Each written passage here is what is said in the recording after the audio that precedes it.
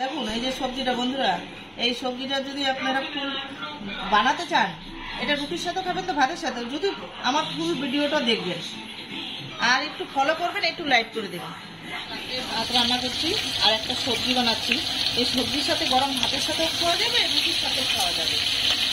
এখন আমি এর মধ্যে নিয়েছি বেগুন, ঢেঁড়স, বিন, এর মধ্যে দেবো টমাটো, পেঁয়াজ, রসুন কাটা, ব্যাস কাঁচা লঙ্কা, এই দিয়ে সবজিটা বানাবো। এটা আমার ভাজা হয়ে গেছে, এটা একটু নামায় দিতে হবে। এটা ভাজা হয়ে গেল, এটা গরম ভাতের সাথে বেশ ভালো লাগবে খেতে।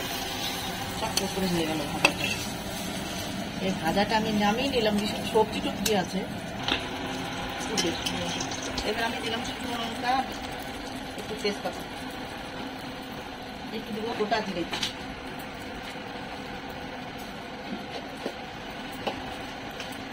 গোটা জিরা দিব।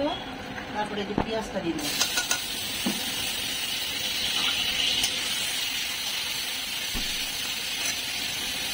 সবজিটাকে ভেজে দিয়ে করি না, একদম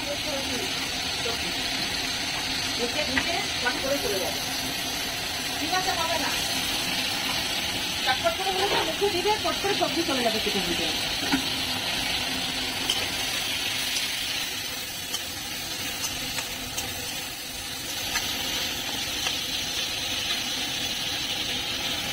রাখো, সবজিটা ভেজে রেখে দিয়েছি। এবার পেঁয়াজ দিলাম, রসুন কুচি দিলাম, একটু টমাটো দিলাম, একটু তেজপাতা দিলাম।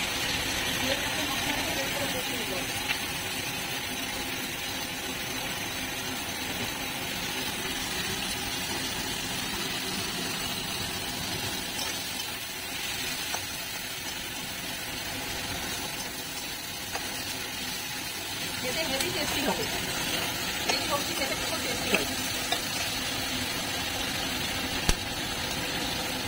গরম গরম ভাতের সাথে আর কোনো সবজি লাগবে, এক সবজি দিয়ে খেতে পারবে গরম গরম ভাতের সাথে।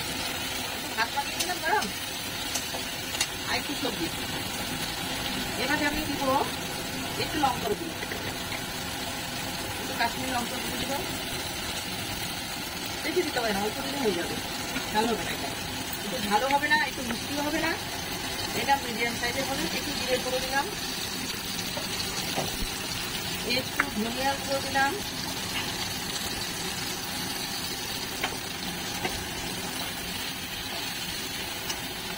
এবার একটু লবণ দেব,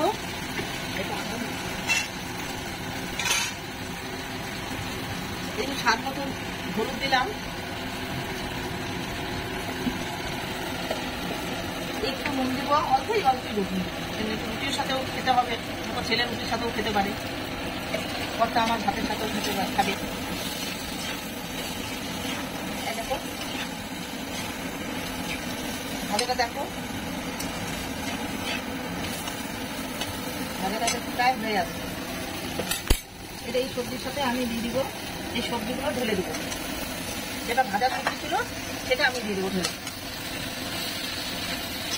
তার সাথে আমি দিয়ে দেবো এগুলো, কড়াইতে দিয়ে দিলাম, দিয়ে বেশ করে নাড়তে হবে।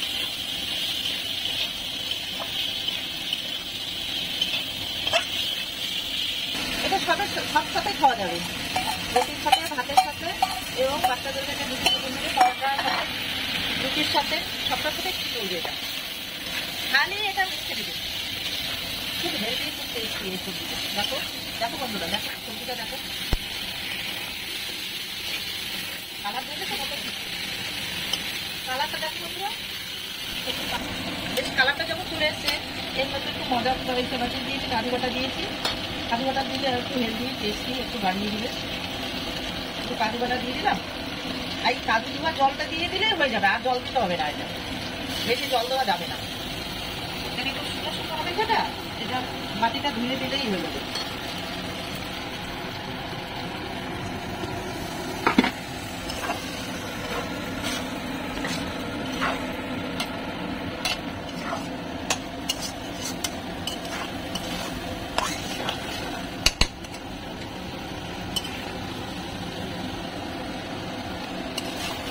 কাজুটা দেওয়ার পরে আরো কালারটা সুন্দর এসে গেল।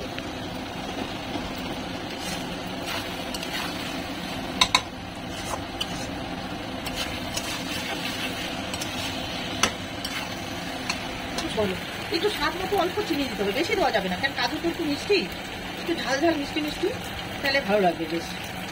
তরকারি সবজিটা ভীষণ টেস্টি হবে এটা। দেখো কালার কত সুন্দর এসছে, দেখছো বন্ধুরা?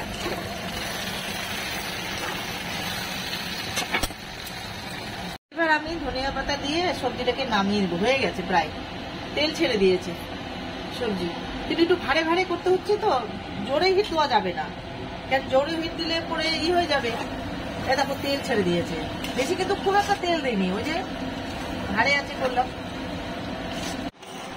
একদম সবজিটা হয়ে গেছে, এবার আমি আস্তে করে সবজিটাকে ঢেলে দেবো। আর আমি তো ভেজ সবজি খাই, আমি তো ননভেজ খাই না। আমি ননভেজের নতুন নতুন রেসিপি নিয়ে আসবো বন্ধুরা। যদি আমার রেসিপি ভালো লাগে বন্ধুরা একটু লাইক করে দিবেন। হ্যাঁ, আপনাদের লাইকটা আমার ভীষণ দরকার আছে। আর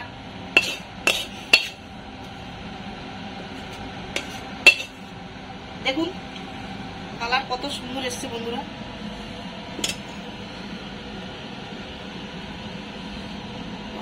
একটু খেয়ে দেখ কি টেস্টি, দেখ টেস্টি। খেয়ে দেখি একটু ছেলে, খেয়ে দেখি একটু, আমি টেস্ট করে দেখি। বাহ, প্রচুর টেস্টি, দারুণ টেস্টি হয়েছে।